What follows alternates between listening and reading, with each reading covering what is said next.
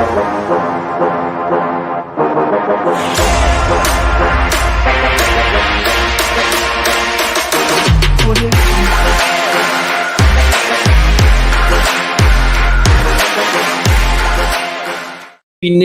to Liverpool at Anfield. Brentford could not reply. They had some openings, they had some opportunities, but it was a dominant display from Liverpool. A brace from Mohamed Salah.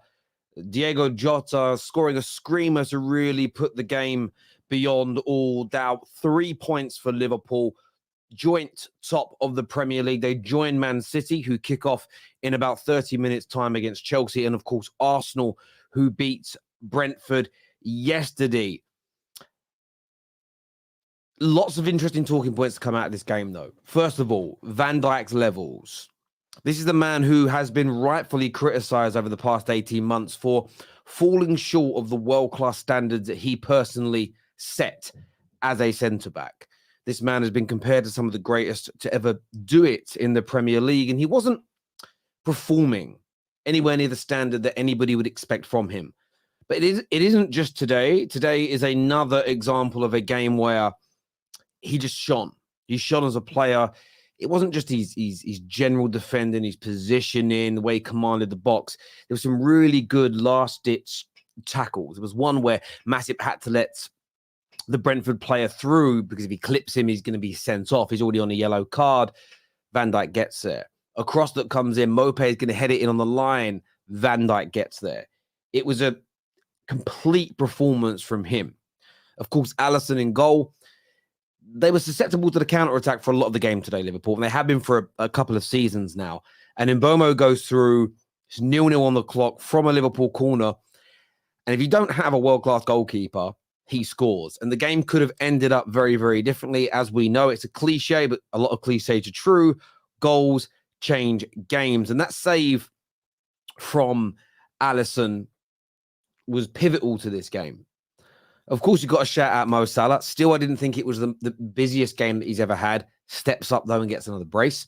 Didn't switch off for the second goal that appeared to have gone out, but as the camera evidence demonstrated, it wasn't conclusive. I've seen one picture online where it looks out, 2 or 3 where it looks in, and I believe that was the correct decision. As per the Newcastle one, if you can't categorically say the ball is out from every angle, then it should be in, as I complained when Man United's goal against Brighton was disallowed, and I'll keep that exact same energy. So I look at it from that point of view, and I think to myself, well done to Mo Salah there. I think a shout out player that needs like a big shout out today is, of course, Darwin Núñez. Didn't get on the goal sheet, had 2 goals, rightfully, by the way, disallowed for offside. But I thought Darwin Núñez was absolutely at the races today. He was everywhere. He was involved in the build-up play. He created the opening goal, which often can be the most pivotal, especially in a home game. And he was the complete number 9 today. And this is what he is going to have to do more of if he isn't always scoring. It's what do you do other than just score? You hear a lot of people debate that online. And today, so if Liverpool fans, you ever get questioned, show me an example where Darwin does anything when he isn't scoring goals. At home against Brentford, 12th of November 2023, that's an example of him doing it. If anybody wants to get panicky with you on YouTube or in Spaces and you want to absolutely destroy them, that is how you do it. I thought he was great today. I thought he really spearheaded the attack well, knitted things together, and was integral. Just like Allison's save, just like Van Dijk's performance at the back, integral in the team getting the 3-0 win. Now, of course, there has been an element of controversy. We tweeted about it earlier on today. Endo. Should Endo have received a red card? That is the big question. That was a big question here. And as you can see, can't actually show the footage because we would get a copyright strike. But to explain it to you, Endo was in possession. He loses control of the ball. And he doesn't lunge into a tackle. He barely leaves the ground. But he does lose control. And his studs are showing. And you could argue he slightly clips the ball on the side. But what then happens from this moment here is his studs go through and hit the top shin, low knee, actually on both legs of the player. You actually look at pictures of the player afterwards. He had big stud gashes stud mark gashes on both of his legs, just below his knees, on his shins. So there are lots of people online that are stating that this should have been a red card. For me, this is one of those which I do think they got just right. And I say that because he didn't lunge. He wasn't out of control. Therefore, it is reckless, but I do not believe that it is dangerous. So I've been scathing of the referees and scathing of VAR. The mistake here is a booking, but that's all it is. It is probably the top end of reckless, but you can't re-referee for reckless tackles. If he'd have lunged, if he'd have come down from a high height, as an example, then I would have believed it was a red card. The reason I don't think it's dangerous is there isn't a huge amount of power because there is no lunge. That lack of lunge stops it from being dangerous. You're not going to break anyone's leg with that tackle. You're absolutely not. And if you've never played the game at any level, whether at school or whether in the school teams, Sunday league teams, then you would think, oh yeah, red card. Just catching someone's shin doesn't make it a red card. And the example I will give you last season, Man United versus Leicester, Sabitzer went for a ball. His leg was very high. And the still shot looks like he catches the guy's knee full on with his studs. When you watch it in real time, he just pulls his leg away as he hits him. There's barely any contact. Only gets a yellow card. Got reviewed, didn't happen because in real time you could see that he pulled out just enough. Therefore, it's not dangerous because he took the power out of it. Because he took the power out of the tackle, it can't be dangerous if we use our brains. So I understand a lot of people think it should have been given. There's a difference between this and Romero's went right through the player, could have broke his leg. Curtis Jones didn't mean to do it, but went right through the player. This was very different. A lack of, not so much power, reckless, but not dangerous in my personal opinion. And you know me, I'm one of these people that I'm very much on the referees, but this weekend, I would say so far, and I say this before the biggest game of the weekend kicks off in 20 minutes, I haven't watched all the other games, mind. I've watched Spurs', Arsenal's, Man United's, and I watched Newcastle's, and just watched Liverpool's. So I've watched 5 games fully, and the referee's been really good this week, and so is VAR. So listen, more like this week, please. Even at the offsides today, just no issues. Yep, offsides done, no problems, and that's what we want to see more of. So this was the only contentious issue. I believe it should have been a yellow card for Endo. I believe it was reckless, but it was not dangerous. Because it's not dangerous, not a red card for me. Van Dijk is on smoke this season. Yeah, Van Dijk's been excellent. He's been absolutely impeccable this campaign. No if, buts, or maybes about it at all. Just back to his absolute best. Mo Salah, 200 Liverpool goals, 150 Premier League goals, now in the top 10 goal scorers of all time in the Premier League in 5 seasons and 12 matches, world class. Listen, Sean, I'm going to say this now about Mohamed Salah. When he eventually gets crowned your Premier League GOAT, and when he's in the Premier League GOAT debate when he retires, I don't want any Liverpool. I want every Liverpool fan on God's green earth to go, do you know, I've got to shout out Terry Flewers on the Football Terrace because he was rating Salah before we were. I was calling this guy one of the best players I've ever seen you guys have in the Premier League. This was 4 or 5 years ago. And I was told, yeah, good, but not like Mane, not like this guy, not like that guy. He was always played down. No one said he was rubbish, but they played him down. I'm like, guys, your gem is not is not your poster boy. And he should be. The last 2 years, that's changed. And he is Mr. Liverpool. He's the greatest Liverpool player from the Premier League era, bar none. When you look at his statistics, his consistency, and of course the trophies, which is the only thing that really matters to Liverpool fans, is trophies. That's why you're one of the biggest clubs in the world. Mo Salah is an absolute dynamo. And 200 goals. Remember, his goals to game ratio, his goals and assists to game ratio is the same as Thierry Henry's in the Premier League. The guy that most people crown as the GOAT. Add a few more trophies to it. This man is in that conversation, no doubt. I'm not surprised he's in the top 10 goal scorers of all time. And he might leave at the end of this season. There's a lot of talk of it.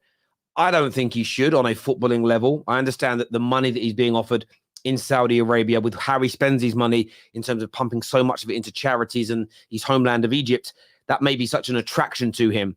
But he shows no signs of slowing down. I think he can keep scoring at this rate for 2, 3, 4 more years at the highest level. So as a Man United fan, I cannot wait for this geezer to go. Cannot wait. As a football fan, it will hurt the Premier League when it goes. What I would just like to see is I genuinely would like to see Liverpool fans admit the truth before he goes and say, do you know what, Mo? We love McManaman. We love Jamie Carragher. We love Hippier. We love Van Dijk. We love Trent. We love Gerrard. We love all these players. But when it comes to our Premier League era, you are the GOAT. Because he just is. He just is. The man is absolutely out of this world. I'm going to bring the panel out now, people to have their say. As we all know, everyone wants to go and watch the big game in 20 minutes' time. And Liverpool fans will be glued to it, of course, because a Chelsea win, I'm just looking at the table here, Chelsea win by a couple of goals, who knows? Liverpool they've got to lose by 3 goals for Liverpool to go top today. But you never know. But at the end of the day, Liverpool and Arsenal will be praying for the dropping of points from Manchester City, because we are, look at the top 5 right now before City kick off. 27 points City, 27 points Liverpool, 27 points Arsenal, 26 points Tottenham, and 25 points Aston Villa. What's crazy is Man United have been the worst team in the league this year. We're already 6. I'm actually buzzing about that. Not that I'm happy we're 6 in the grand scheme of things, just with how shit we've been. But what a title race we are gearing up for here. Terry, why are you acting like no Liverpool fan rates Salah? Well, that isn't what I said in any way, shape, or form. You're projecting, Victor. What I have said is that he was never your poster boy when I felt we should have been. As much as I rated Mane, as much as I know Trent and Van Dijk are excellent, I always looked at Salah and just thought, this is the best in the team, the best of everybody. And he just wasn't the poster boy. And I didn't understand it. And as I said, the last couple of years, that's been rectified. He's your Premier League GOAT. And I know Gerrard, he is from Liverpool. And I know that no non-Liverpudlian Liverpool fan wants to get called out by the diehard top Reds that live around that area. But you all know that he's been better for you than Gerrard in the Premier League. Not for as long, but you all know in your heart of hearts. When you sit there and say, honestly, you're like, yeah. You just know. But there we go. Panel time now. Samuel and Ram are with us here. Big win today, boys. 3-0. Kind of puts that little run of poor results to an end before the international break. And Ram, from your point of view, how impressed were you today with the boys? Much better. Much better. Compare it to the last couple of games against Luton and Toulouse. Much better. The exact performance I wanted us to see. And I was happy from start to finish. There was a couple of hairy moments here and there, a couple of missed passes, missed controls, and people out of position that led to their chances. But all in all, a very, very dominant performance. Technically, we put the ball in the back of the net 5 times, but if Nunes was able to stay on side for 2 of them, he would have got himself a goal and assist. But yeah, I can't fault anyone today that had a bad game. I think probably the weakest aspect was our midfield. We was getting outrun and out-muscled by the Brentford midfield, but that's Brentford. They're known to be very aggressive and very physical. But it's still, with Liverpool, we need to be dominating the midfield against Brentford. But yeah, all in all, just a very, very solid performance and the exact performance I wanted us to see, given the results that we got at Luton and at Toulouse as well. Yeah, I agree with you on that. Still a few holes in terms of conceding counter-attacks as an example, but then this is Brentford, and Brentford are very, very good at doing that. What did you make of Darwin Núñez's performance overall today? I know he didn't get on the score sheet, but for me, this is one of the best games I've seen him have in a Liverpool shirt. Yeah. I mean, this all season I've been, even though I've been criticizing and praising at the same, one thing I praise is that his overall game in terms of his technical ability, his passing, his link-up play with the players around him has gotten a lot better. His touch has gotten a lot better as well. And that technical aspect, I can't fault him for that. Like, he has shown various signs of improvement, and we have to give him credit for that. And yeah, today's game overall, holding up the play, being as physical as possible, playing the ball to Mo Salah whenever the opportunity was, his runs in behind, just his overall number 9 play was terrific in my opinion. Very, very good. Very, very good. And he keeps on doing this and obviously adding some goals to his game. What a striker he could be, man. Seriously, Sam, thanks for coming back on the show, mate. Important to get those 3 points. Everyone wants to win their last game before the international break. How impressed were you with the team today? And are there any areas you would look at for improvement? Listen, the last 2 games I've been very critical of the team because there were certain things that we were doing that it just didn't seem right. And I've been the most positive, probably one of the most positive Liverpool fans coming into this season, even saying that if we get a DM and a centre back who can go and win the league. But this was a much well improved game from us. I mean, even though there were some hairy moments in the first half, like the amount of chances we were creating, I was like, all right, cool. This is the Liverpool I'm seeing now that I'm used to from the beginning of the season. So even when we were missing the chances, even when Salah even missed that chance on his right foot, when Trent gave him the ball, it was more of like I was a little bit relaxed because I knew that we are going to create more chances and we are going to score, which we ended up doing with the 2 goals. A big shout out to Tsimikas because he has had a lot of critics, but I think he had an okay game. Well done for never giving up on the ball. Crossing it to Salah. Nunes was brilliant today. I mean, everything but the goal, but his pass to Salah for the first goal was brilliant. And as I said before, a CDM is so important in this team because if you actually look at the table and look at the goals that we have conceded, our defense hasn't been that bad as people have made it up to be in the beginning of the season. But for winning a title, we need somebody to solidify. Now, Endo was okay today, but Endo's not that guy for us to push on and win a title with. So if you go in January and address that situation, also getting a left-sided centre-back that can also play left-back, as I said at the beginning of the season, we can really push on to win this league. But other than that, good performance today, solid performance today, clean sheet as well. We move on and watch the Man City versus Chelsea game.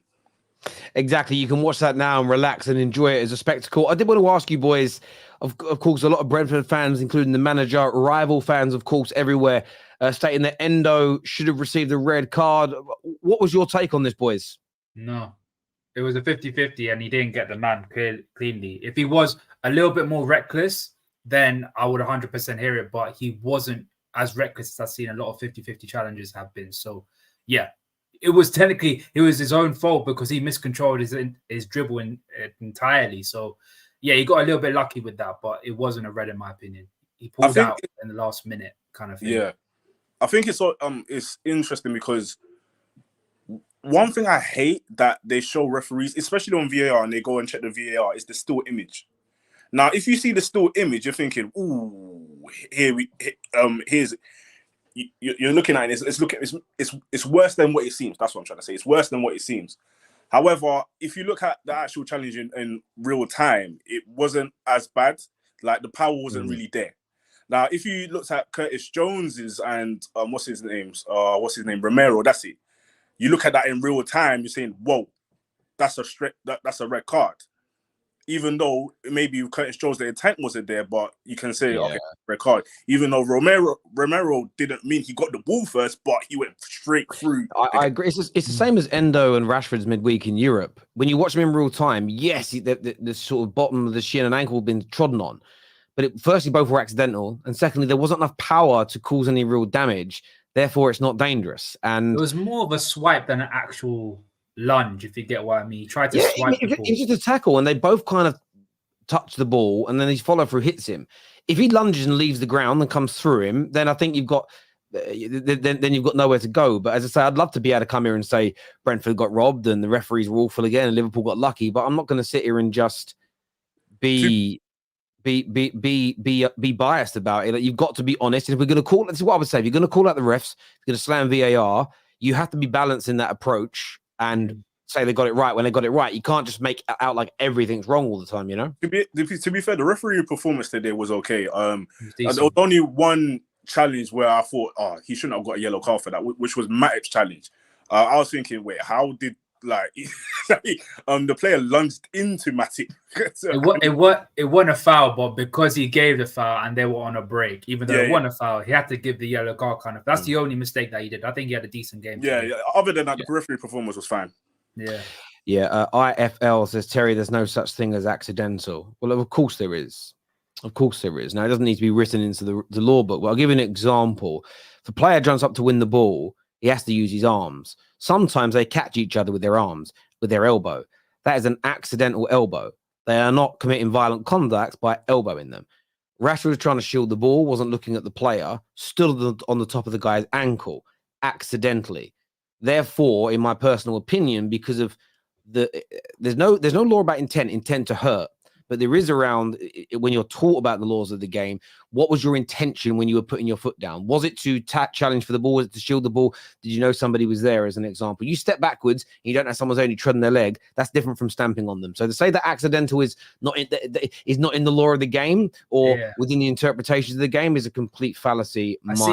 I just see people in the comments saying, like, we're saying that the ref was good today because we won. And I'm like, no, tell you this. 2 of the goals that we shouldn't have got. And that was down to the referee making the right decision. So no, he did. I think honestly, I think the referee got everything right today. I can understand why Brentford fans would want the Endo red card, and there is an argument for it because the guy's got a couple of big stud dents and cuts in his shins, etc. And I can understand it. But when you look at others that are similar, there's always a lunge or they're hitting a standing leg. And again, if you're standing on a leg, it's more likely to break than when your leg's laying across the ground. The leg generally breaks because as the foot gets hit, yes, it's the force of the tackle, but it's the fact that your stud gets stuck in the ground. So if your foot isn't in the ground, is it as dangerous? And these are the things, honestly, I don't understand why football fans don't get this. It all seems pretty basic to me personally. Terry, behave yourself, you little hater. Stop it. Yeah, I don't know who I'm hating on today. It is what it is. Allison today. I know you love him, Ram, and I know there's been times where you've called him out as your player of the season. Although he didn't have a huge amount to do, it's a few saves late on, but that big save from Mbumu early on in the first half, when if that goes in, it could have been a very different game.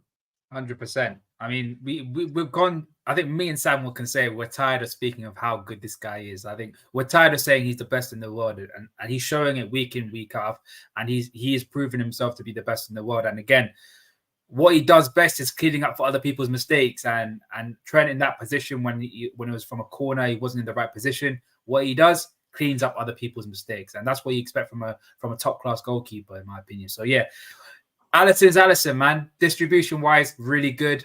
Saving wise, really good. Positioning wise, really good. Commanding of the area, really good. Like everything he does is at a really, really good standard, and he is the best in the world, and there is no debate, in my opinion. I mean, he is a title-winning keeper.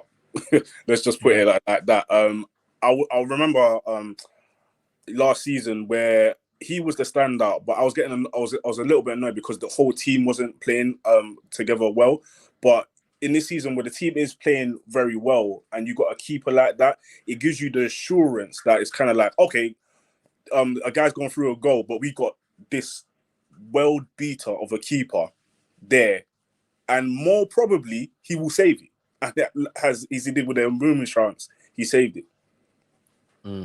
Yeah, look, he's just out of this world. He's so good, and it's annoying how good he is, because there are times where I think, right, Liverpool, the amount of times in the last 4, I mean, you've lost games in this time, but there's been so many games in the last, say, 2 or 3 seasons where the teams are creating the opportunities, but he keeps them out. And I think a lesser goalkeeper, even just by one kind of sort of runner down on the ladder, those extra goals you concede change those games dramatically in that way. But I was going to say, ability-wise, I think he's top 3 in Premier League of all time. Ability-wise, I think the stuff that guy can do in terms of saving, the overall qualities that he has, it is comparable to the very best that we've seen in the Premier League, like Schmeichel, your Czechs, people like that.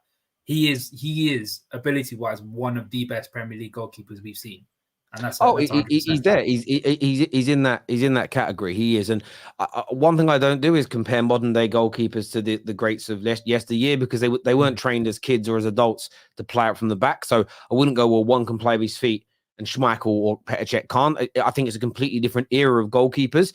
The same as I don't think we should compare goalkeepers from sort of the 90s onwards to goalies that used to do it with heavier balls in the rain with no gloves on, because you could argue that's a lot harder. So goalkeepers really is an era thing. I think in this era of modern day goalkeepers, I really can think of only Manuel Neuer that you would say that you could argue is better when it comes to every facet of the game. That Edison's good, but I don't think he's as good a shot stopper. I don't think he's as good at one-on-ones. Brilliant with his feet. Like Edison's good, but I'm saying, like, in terms of comparing them, like for me, Allison's one of those interesting ones. I am surprised that a Real Madrid or a Barcelona, and Barca got their money issues potentially, haven't come in with a stupid offer for him by this point already. Like he's one of those players where losing him could actually be more detrimental than losing a top goal scorer at your club. We like to talk about how this generation of players is just, in terms of outfield players, it's not very good. But I'd argue the generation of goalkeepers across the world is probably the best that we've seen in quite a while. Like every single top team has had a top goalkeeper in their team. Like you say Real Madrid, they've got Courtois in their team, and he's arguably one of the best in the world. So it's difficult. Yeah, shot stopping, yes. I think in terms of their play, I think their play can improve even more with the distribution levels of Allison. But I hear you on that. And look, we bought a very good goalkeeper. Our club started badly. Last 4 or 5 games, though, he's been really good. And we haven't been great on outfield, but he's been saving us. And it's like, it's good to have a good goal. Like I knew we'd start finding his feet. I just want it to be even more regularly. Cut the super chats before the Chelsea game. This one here says, Terry, on behalf of Liverpool fans, let me simplify it for you once and for all. Salah is Liverpool's best ever in the Premier League, but not in the Premier League era, which is still Gerrard. That doesn't make sense. If you're the best ever in the Premier League, you have to be the best in the Premier League era. Yeah, you didn't simplify. I'll be honest with you, Joel, I appreciate the super chat, but that those two things, if Gerrard is the GOAT, or like, sorry, but not the Premier League. If Gerrard is the best in the Premier League era, then he's your best Premier League player ever. It can't be both for me. It's one or the other. And listen, I don't really care who it is. I'm just telling you what I think. And I think most Liverpool fans won't say it on camera, but I think when they're at home, they go, yeah, it's that Salah admin. Again, technically, you could argue Gerrard's better ability-wise. But what Mo Salah has done and delivered, the moments of joy, the level of goals, the records, etc. And if he lands a couple more big trophies for you, clear. A new Man United creative midfielder next window. Come on, you gooners. I think you mean MU, Man United, is what I would assume that means, but I don't know. I hope we do. We need some more creativity because we are pants. Why do Arsenal and Liverpool get away with red cards? Fabio Vieira got season. We got about 4 red cards. You had a few this season. Of course, Curtis Jones and Jota are in the same game, and Arsenal literally had a player sent off yesterday. So unknown. Go back to being unknown, my friend. It's safer. Look, I want to thank everybody for tuning into the show today. We are live after Chelsea versus Manchester City. So please make sure you are all back for that because there's implications for everybody's teams on this game. Until next time, take care. Goodbye. God bless. And we'll see you all again very, very soon. Peace.